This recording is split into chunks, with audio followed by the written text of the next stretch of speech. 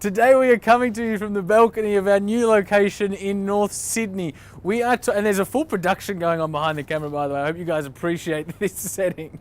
Today we're talking about learning versus doing. As entrepreneurs or innovators, how much of our time should we spend doing versus learning? And ultimately I outline how the best learning comes not only from the doing, but the doing poorly, making mistakes, and ultimately achieving whatever it is you want. 28 and I'm trying to shape history, pulling from the sky for some strength to take with me. Line up the stars, fly away quickly and push the world forward like a tidal wave hit me.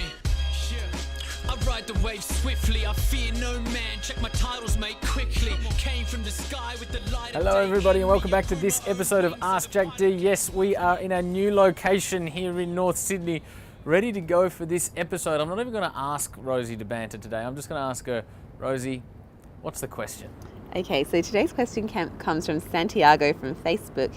He asks, Jack, what do you think is the best learning versus doing ratio? Learning versus doing ratio. This is a very good question. Santiago, is it? You legend, Santiago.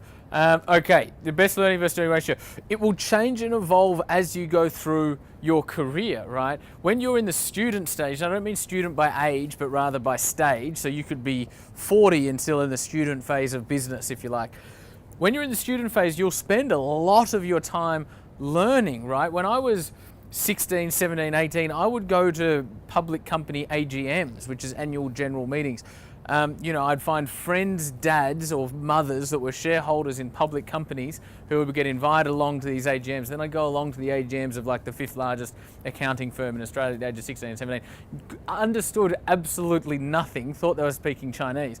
But I was learning so much because I was always immersing myself in environments where I would learn either what I thought I needed to know today or tomorrow, or what I might need to know one day, right? So when you're starting out in your career, you might spend 60, 70, 80% of your time reading, talking to people, going to events and meetups and mentor programs or whatever it might be, and 20 or 30% doing. Now, ultimately, that will transition slowly as you get more and more into your career and as you start to build momentum. What happens when you start a business or when you go to work for somebody else, you go to start work for another business, is that you start to get momentum and your calendar starts to fill up and you start to do more.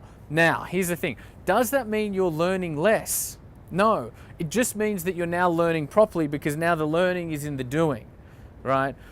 We learn best from action. We learn best from activity, particularly if you're an entrepreneurial type person. You will absolutely garner the best and richest lessons possible when you go out and do. In fact, I'll take that one step further. You'll learn the richest lessons possible when you go out and fuck up.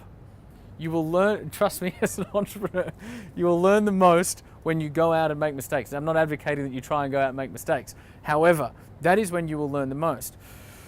So recognize that the more that you do, the more that you learn, right? And the more that you learn, the less that you will feel you know, because the more that you learn, the more you realize that you are yet to know and you are yet to learn, if that made any sense at all. However, when you do get busy, I do still think it's important to allocate a certain amount of time to just dedicated learning, reading, talking to people, strategizing, going to events, going to AGMs, whatever, going to programs, whatever it might be, right? And so when you get into full swings, let's say you're a couple of years into your business, or you're a couple of years into your career, I would suggest it should be kind of 80-20. 80% doing and learning from doing, and 20% of your time, like Sundays are really rich for me when it comes to learning. I spend Sundays reading and reading reports and researching and looking at websites of brands that I love and doing all that. Now I'm learning, and that's probably 6 to 8 hours of learning on a Sunday, just sitting on a couch with Bear and whatever. And there's a high degree of learning in that, right? So learn doesn't need to be sitting down at your desk taking notes, learning about something tactical and practical. It can be anything that you want it to be.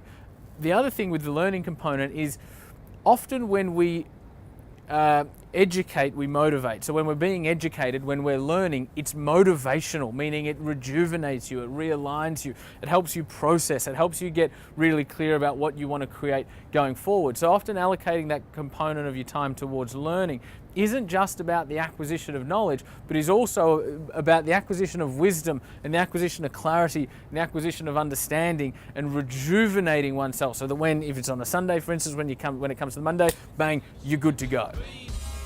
So what that means right now is my head's in the cloud with my feet